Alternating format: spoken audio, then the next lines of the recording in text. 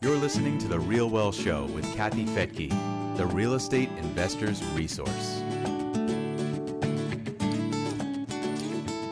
Real estate prices have gone up in the double digits just over the last few months. We're seeing bidding wars, offers way over asking price. Are we just setting ourselves up for a massive bubble that will result in a massive crash? I'm Kathy Fettke, and welcome to The RealWealth Show.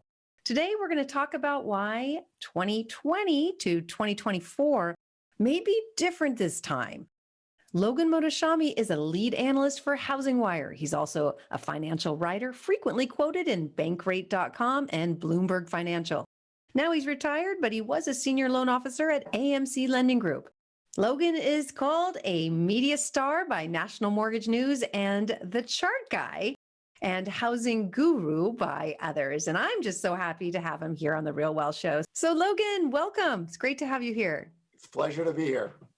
I am so excited to get your take on where we are headed in this wild and crazy ride called housing. Let's just start with what has happened in the last few months alone. What are you seeing out there? Yeah, basically what's happened is that housing is always basically a demographic and mortgage rate story. And this is a very unique period in time in U.S. history. Years 2020 to 2024, this 5-year period has actually the best housing demographics ever recorded in history. You know, ages 27 to 33 right now, or 32.5 million. It's the biggest ever. Also, mortgage rates are at the lowest levels ever. So when COVID hit, a lot of people forgot that the February housing data, right when we got it in March, actually showed a breakout. So after a few weeks of kind of stalled delay, purchase application data just came right back, and housing was the most outperforming economic sector in the world, which makes sense because we have this massive demographic patch. But the one problem with having the best demographic patch and the lowest mortgage rates, which have been forecasted really for decades, is that home prices can accelerate beyond what the normal trend is. And what's also happened is COVID has brought mortgage rates lower than they normally would have been. There would have been no recession without COVID. And that's just allowing prices to kind of escalate, as we've seen recently with the Case-Shiller index. We're up 12% year over year, coming off a 10% year. And, usually higher mortgage rates, even over 4%, cools that down. It doesn't go negative, but it cools it down. And we don't have that. And right now, total inventory levels are at all-time lows. And we have this big demographic patch, and we have mortgage rates still under 4%. So it's just, to me, just speaking on the economic front, and something I've always warned about, this is an unhealthy stage for home prices to accelerate, because you're not seeing people lose their bids by 1 or 2 people. You're seeing people lose their bid to 15 to 20 other people. And it's an inventory crunch without the credit boom. So it's just prices can accelerate in this environment. Yeah, I mean, you can have massive demand, you can have low interest rates, but that doesn't necessarily mean that you're going to have these price gains. It really, you add that component of lack of inventory. What's causing that besides, of course, people can't build as quickly as they'd like to?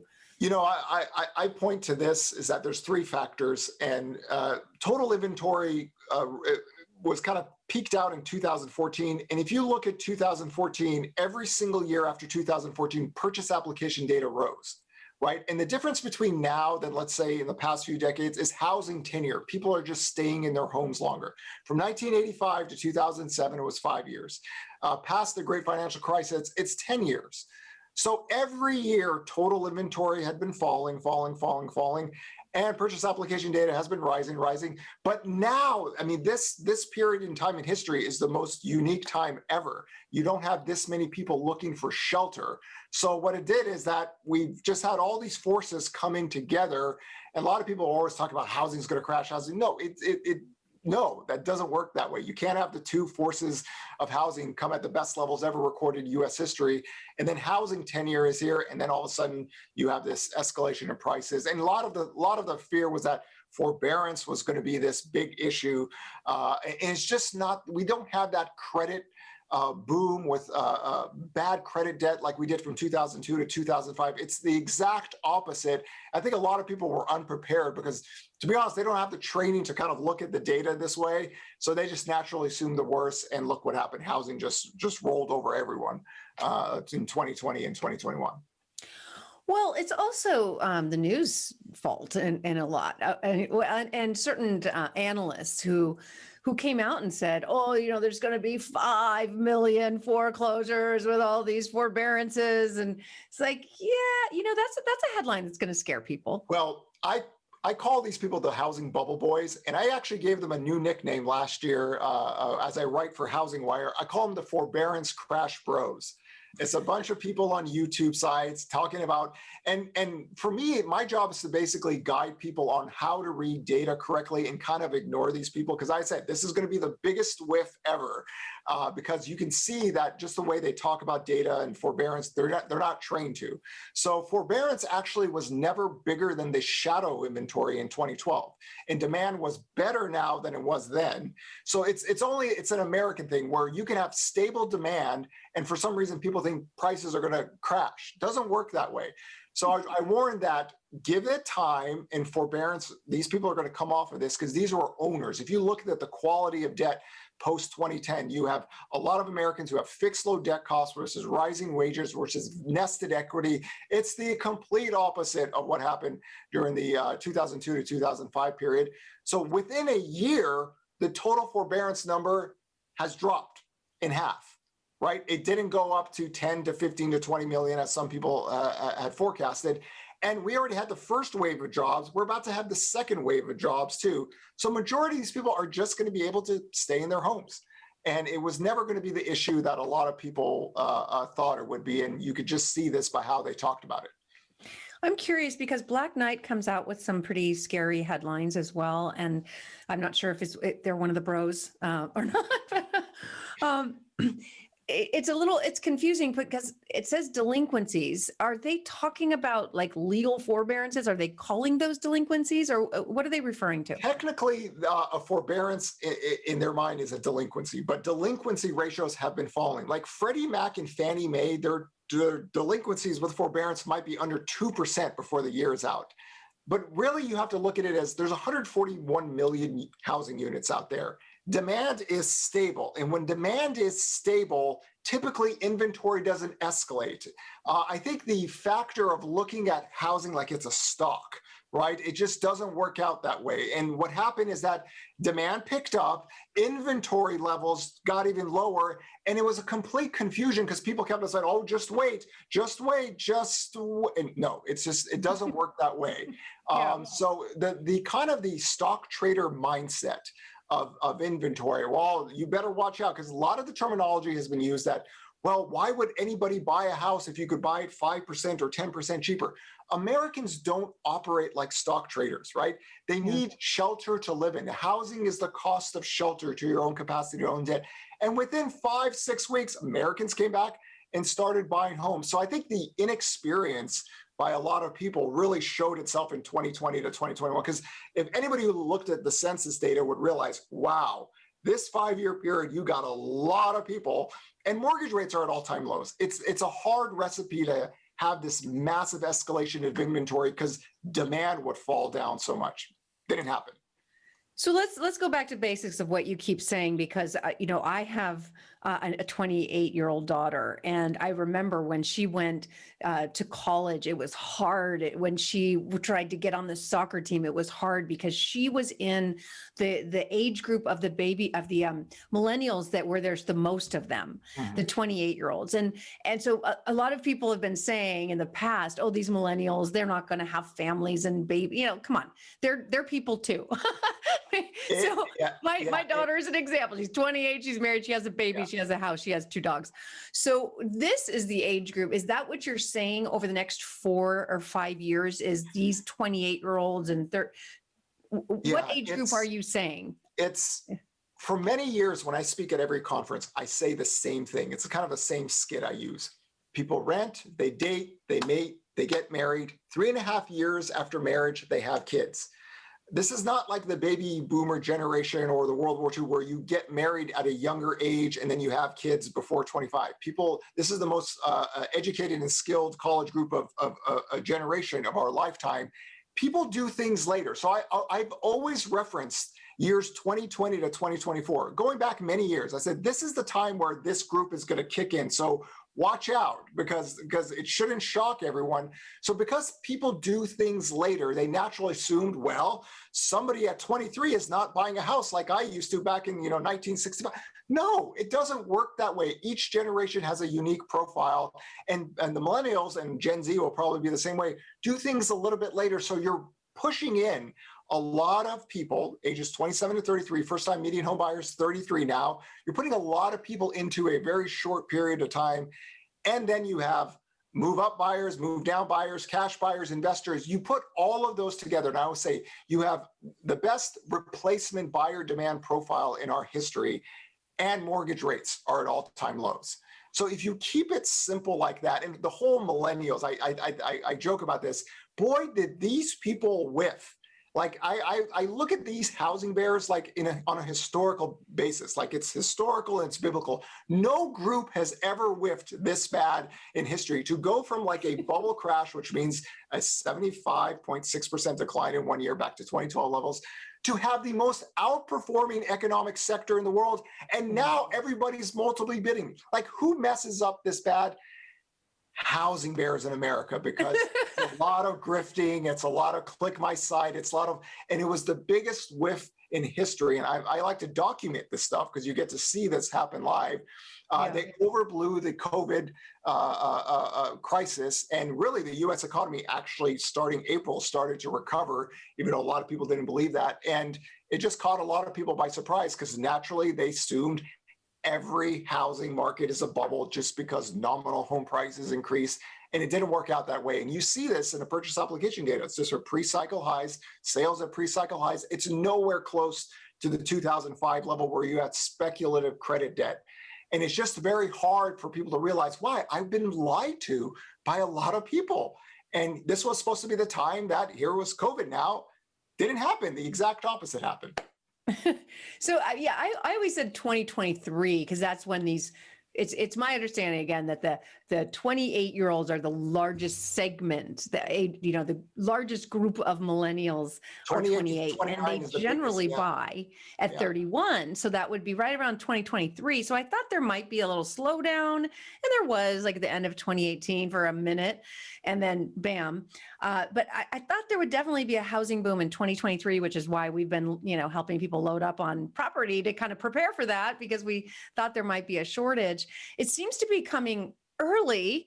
And I think that, like you said, this is one of the smartest, savviest group of people. They're well educated. They make a lot of money, these kids. And part of the problem is the student loan debt crisis talk. People who know my work over the years, I said the student loan debt crisis is being talked about in a way that's should not relate to housing demand. And I always say that people that finish college actually make the most money. They typically make the most money, and they also have the most financial assets. What people didn't realize is that the student loan debt crisis really is from people that dropped out of college. And they don't actually have a lot of debt. It's like average balance is like 10, 11,000. So they have debt, and they don't have the degree or the income capacity. There's where the stress is. So the typical line was, millennials are all part-time workers. They all went to college, and millions of them work at Starbucks, even though Starbucks only employs 182,000 people in America. For some reason, everybody got a degree and worked. This is all basically trolling by a group of people that it just backfired in such an epic fashion that it's wonderful that it was the U.S. housing market that, the demand, the household formation demand, Americans make money to take us out of the COVID crisis. And now we're the biggest outperforming economic country in the world, as we should be. And if people just read the census data, like I wish I could tattoo the census data on my neck, just so people can realize this was here for many decades. And for me, it's explaining it in this light, like post 1996, when I use 1996 data, and I actually don't even look at data pre-1996, mortgage rates made another break lower, adjusting to population demand and labor force grew. So what happened is that we don't have many times where home sales are under 4 million. It's only happened 3 times. 2 of those times, the COVID-19 delay, and then the homebuyer tax credit, which inflated demand for like 1 month and then it crashed down. But really 2008, and a lot of my work says we're going to have the weakest housing recovery from 2008 to 2019. That means mortgage demand, housing starts, but it's based on a principle that we can't really break under 4 million if you look at it. So here is the biggest housing demographic patch ever. Then you have move up buyers, move down buyers, cash buyers, investors. Demand is stable. And people just would not believe that last year. And what happened is just the unbelievable power of mother demographics just pushed in.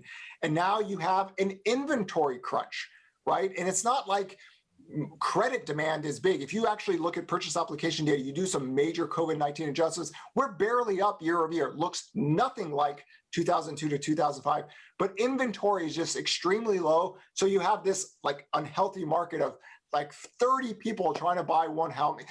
I don't know if people remember this, the 1980s game Hungry Hungry Hippo, where there's a bunch of hippos and you just smack a thing and put balls in the middle. Love that game. Well, guess what? There's only one ball out there. And everybody's just trying to get it, and it's just frustrating for buyers now because you're getting outbid. And then the sellers are thinking, well, if I sell my house, where am I going to move? So a lot of people go, well, why aren't people selling their homes? Well, they've been living in their homes longer than ever. But if you sell a property and you're not an investor, you have to live somewhere. So it's just one of these things where it's unhealthy on the economic side that you have so much demand and you really have a shortage right here. And this is why prices are escalating as they are. Woo. Okay. So they're escalating at crazy levels. I mean, we're seeing, I think it was 17% year over year. Year over year is going to be a little confusing next month, though, because sales weren't great. And we're going to be comparing April to April. That's going to be an interesting headline. Here, like on my Twitter account, I have a hashtag. I think I'm the only one who's created this too. I can't believe it's me. Ignore all year over year data. We've never seen something like COVID where what I call a sticky data that doesn't move really much, just have a waterfall collapse and just a V-shaped recovery. So what's happening is that purchase application data is like 37%, 57%, 51%. These year over year data from last year, but if you adjust it to COVID, we're barely up. So what's going to happen is that the year over year data is going to look extremely good. Like if you look at retail sales and everything. It's going to be crazy because nothing happened. Yeah. And then the second half of 2021, everything's going to be negative year over year. Like I wrote about this a few months ago for HousingWire. Purchase application data is going to be all negative for the. Oh my goodness! And everyone's going to freak out. Yeah, and don't freak out because the V-shaped recovery. And then it wasn't even a V shape. It just went above the charts. So data is all messed up. And that's why I have the theme, hashtag ignore all year over year data. It can lead you to think that things are super booming and then super crashing. And it's just not going to work itself out. So there has to be some kind of a knowledge about this because people are going to think, oh, purchase applications are down 10%. And demand is basically stable, and it is what it is. You have to just work with the data that's given to you, and that crisis really messed up everything on the positive side early on, and then on the negative side in the second half of 2021. We had a 2.7 million increase within the 6 months of 2021. That is not normal. Like housing data just went straight parabolic, and we only ended 2020 at 5.64 million existing home sales. That's only 130,000 more than what happened in 2017. So it's not like this booming credit, demand cycle. The demographics kicked in and more people are looking to buy than we had from 2008 to 2019. So you've got these millennials forming families. They've got pretty nice paychecks. They're able to kind of move and live anywhere because a lot of these young people are in the tech industry and they can literally live anywhere. So they're taking their San Francisco or New York or LA mindset and they're going to Austin and they're going to Nashville and they're going to Denver and wherever they're going, and everything looks cheap. So, some of the things I'm seeing is 100,000, 200, 400,000 over asking price. Of course, that sounds like a bubble, but for the person buying it, it's still cheap. I always tell people, you do not have to worry about the person who's paying $100,000 more for a house right now. I promise you that person is doing really well. Yeah. Like the people who are like $40,000 to $60,000 median income are worried about the people making $250,000 to $300,000. You don't need to worry about them because it's not a credit bubble. Like lending standards are like, if I always show the credit score profiles post 2010, like we had a parabolic move higher in 760 FICO scores because debt is very vanilla. It's fixed low debt costs versus rising wages. So the problem is you have these people who have financial assets, they have the money, they just want somewhere to live, and they just want a house. Yeah, they just want a house. So they're looking, and it's a strange concept for people to think that you're being outbid by your fellow American who makes more money than you and has more financial assets. Because the theory is that, oh, millennials are broke, and a lot of people don't make a lot of money, and housing inflation is so high. That's the mistake, is that people look at nominal home prices and they think, well, we're above 2006 level, it has to be a bubble. No. Per capita income was always much higher than home prices from 2008 to 2020. We've only caught up for home prices have only caught up to per capita income this year, really. And you're looking at mortgage rates being 3% lower, and you have this massive demographic patch, which has dual income households, right? You know, it's not a one income household anymore. Yep. You put that together, boy, that's demand is going to be stable for this period of time. And when we talk about mortgage rates got to 4.75 to 5% in 2018. Total home sales were still 6 million, right? Inventory really didn't go up. Total inventory really didn't go much on a year-over-year basis. You had some monthly increase, but it was 5%. Total home sales were 6 million. So now you're at 3%. So you can see what's happening. People go, I'm not losing that house. I just moved here, or I just moved there. No. So you have big state money coming into areas where, wow, okay, this home is like, would be like a 1-bedroom condo in Irvine, California. So I'm not losing this, so you have some buying power from people that just have a lot of financial assets. And then it's just like demoralizing for maybe a first-time home buyer within a city thinking, wow, I just got, like my bid was the 31st out of 30. It's frustrating for that. So you have that underlying demand still there. It's just one of these things where mother demographics just kicked in, and you have money coming from other states. And that, even if there was no COVID, even if there was no work from home model, this would have happened, because this is typically what people do. People, they live in the city when they're young, and then when they have kids, they move to the suburbs because they want a bigger home. Millennials are people too. That's got to be the new hashtag. That's the thing, is that the complete whiff was thinking that millennials were broke. They went to college. They have $200,000 of college debt, and they all work at Starbucks. Right. All right. So I've said this for a while as well, that if you've done any traveling, which I know you have, outside of the U.S., a lot of real estate in the U.S. is still really cheap, comparatively speaking.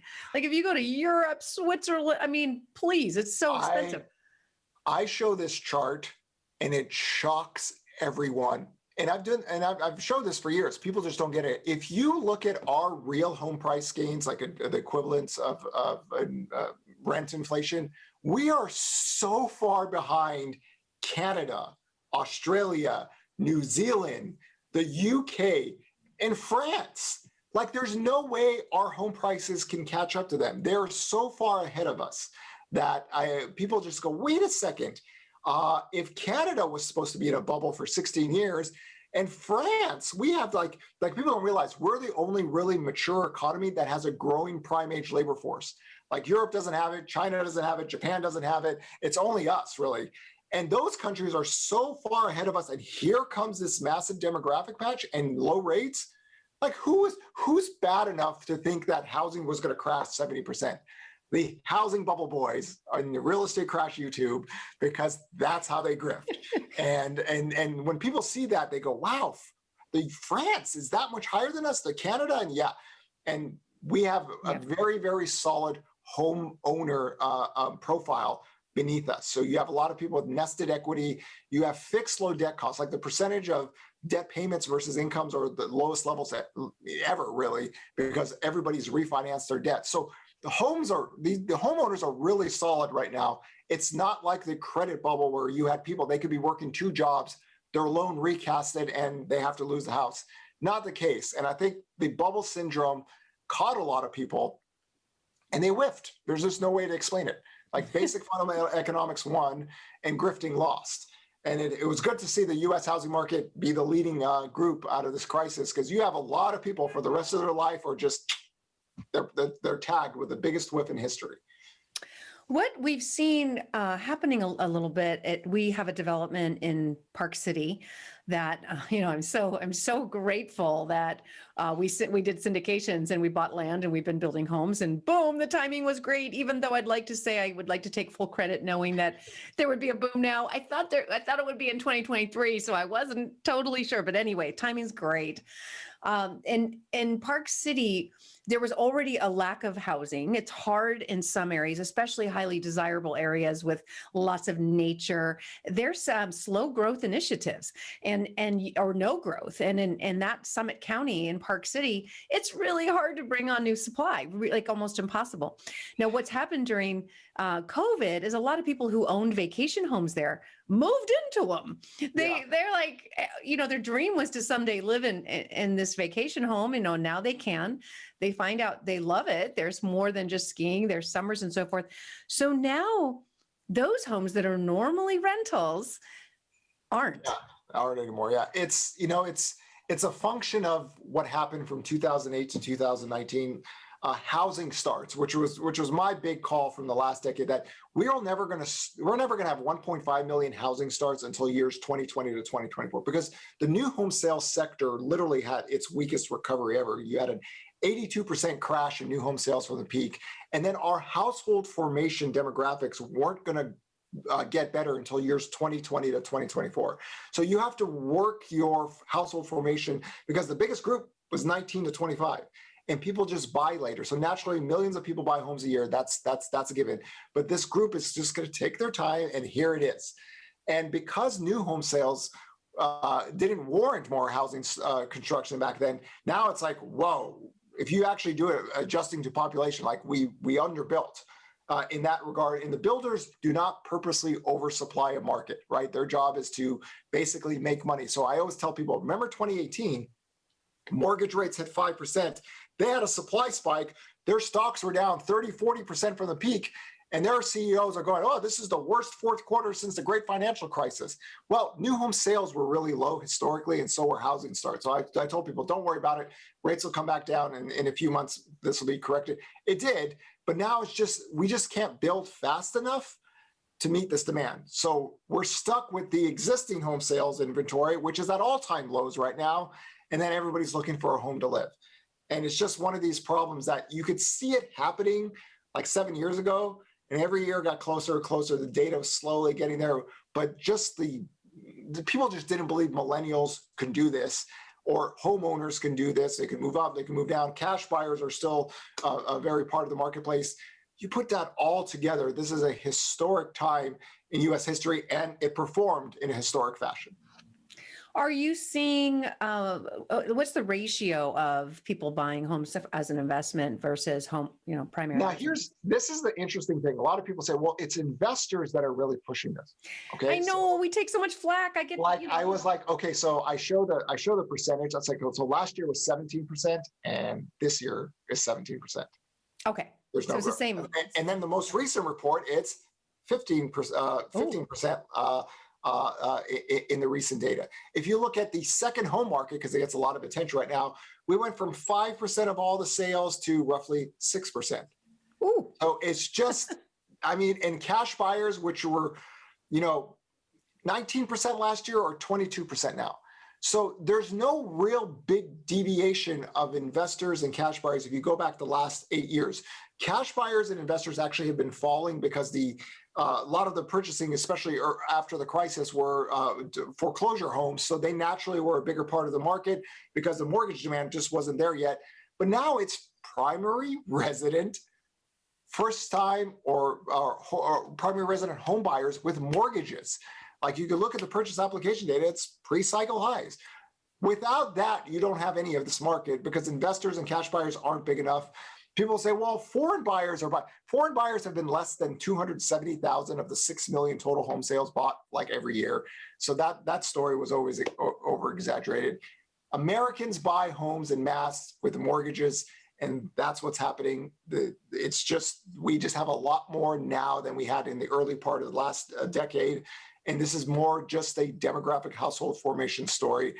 And mortgage rates are all-time low. You just kind of have to keep it as simple as that. It's really rare in the U.S. past 1996 to have under 4 million sales, and now you have the best demographic match. Well, there's one more factor besides everything. Okay, demographics are incredible, interest rates are low, jobs are solid for a certain demographic, those buying houses, right? But now you've got, and then of course lack of supply. And then you've got an unprecedented influx of cash. Just throw that into the mix.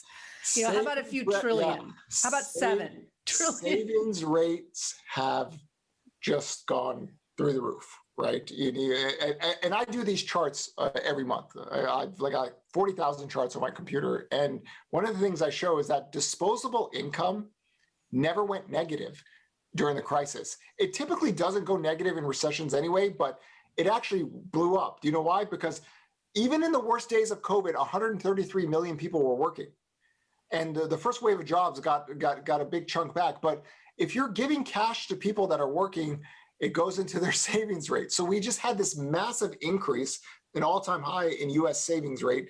And then we did it again. So we're going to get another boost in the data. And then the unemployment benefits, which went to renter financial profiles, that's another topic where it wasn't even homeowners. People that make 60,000 and over actually were positive in jobs by October of 2020. So you just have an excess savings, disposable incomes are high, and then mortgage rates are low. So yeah, we have I wrote this tweet like last May. I said, boy, the backdrop for the roaring 20s is set. You have excess savings, you have a good demographics, you have low rate. And people are like, we're going to be in a depression for 5 years and everything else. I was just like, oh my God. So my job is to basically document this every day, every month, take all the data lines and just show people why. Because if I can't show people why this is happening, because back last April 7th, I wrote a thing called the America is Back model. It was an economic model designed for people to see that the economy was actually going to recover this year. You just have to follow these data lines. We'll be fine. It's just this crisis is like a giant snowstorm. You just delay things and you just get right back up. And people just went into the depression mode. And really after April, albeit it was a very deep low, you see the economic data getting better. Financial stress indexes started falling. I said the bond market, the 10-year yield will get to 1% before the year's out. We're going to be fine. It literally did that. So it was a shock from people. And I always tell people, like, you really want to know why these bubble boys and these real estate crash people were wrong. In theory, if they're supposed to be real estate experts, they would have sold all their properties last year. Right? Because they're telling you a crash is happening. Right. They didn't do it last year. They didn't do it this year. Mm-hmm. Are these the experts you should be listening to? Because they don't even take their own advice.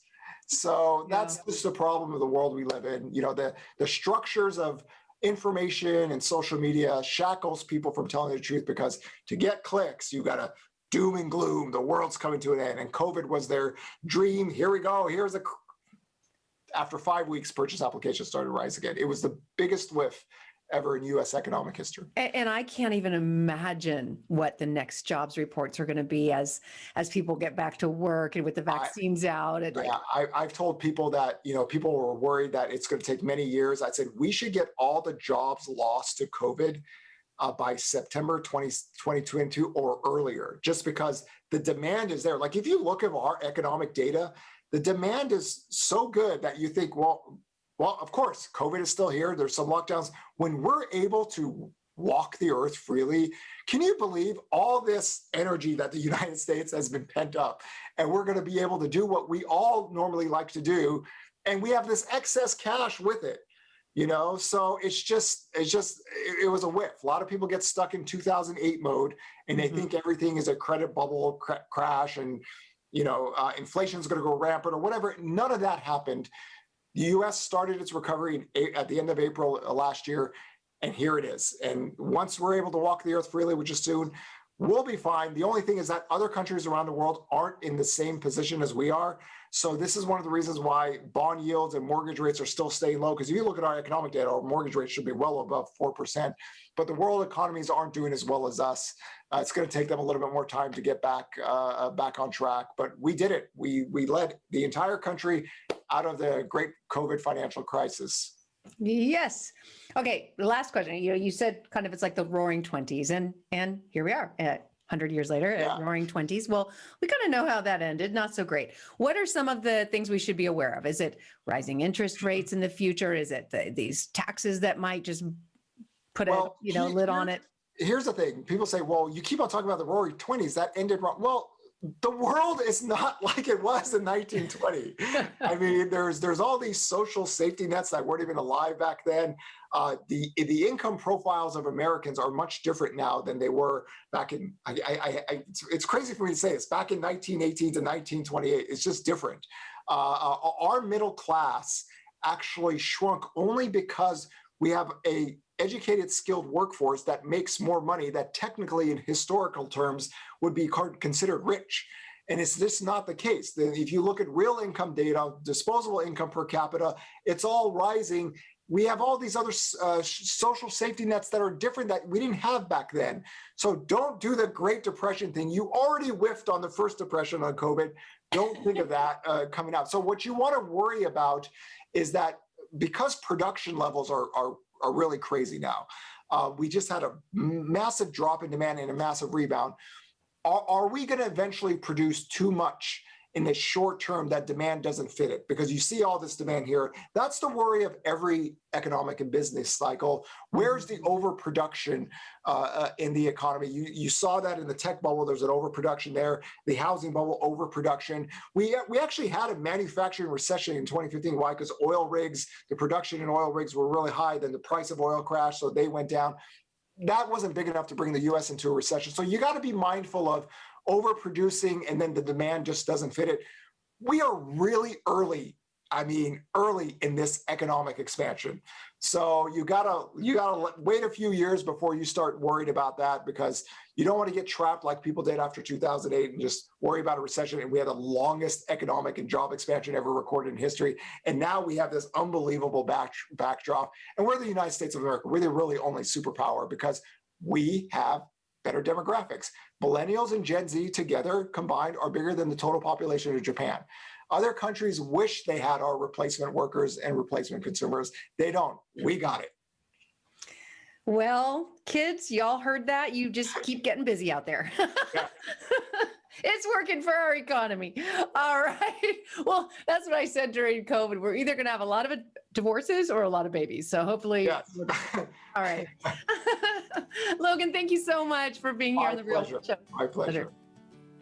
And thank you for joining me here on the RealWealth Show.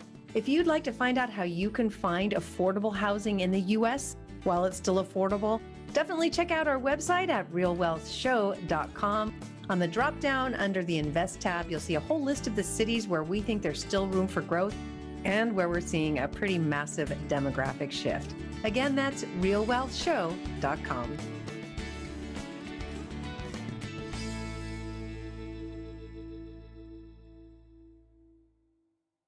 The views and opinions expressed in this podcast are provided for informational purposes only and should not be construed as an offer to buy or sell any securities or to make or consider any investment or course of action. For more information, go to realwealthshow.com.